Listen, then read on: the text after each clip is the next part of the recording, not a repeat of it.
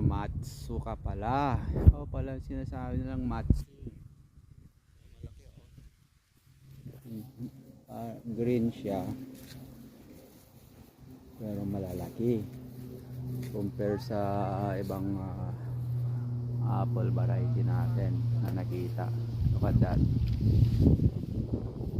Sa taas siya. Kailangan natin ng ladder.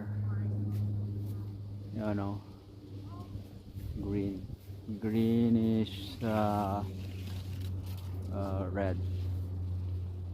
Matsu. Dami rin dito sa baba. Maraming nagbite. Konting bite. Tapon. Ganyan. Dami dami siyang nalaglag. Look at that. Matsu. Yung sinasabi nila Matsu. Crispin. Ang laki. Lalaki. Yeah. Hindi siya popular sa pandinig natin. Ang Matsu Crispin. Sa kabila,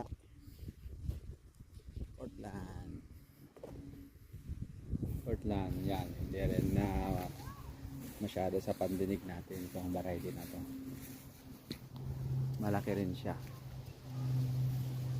Yan o. Pero pare-parehas din naman. Apple din yung lasa. Yan o. Portland.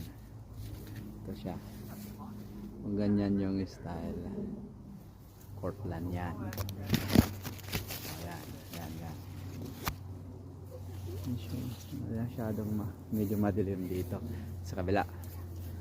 Yan, Cortland apple. See?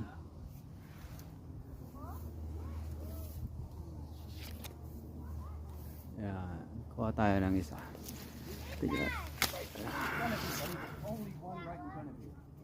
Cortland. Kunti lang yung nagpipik din dito. Mostly na area na napipik sa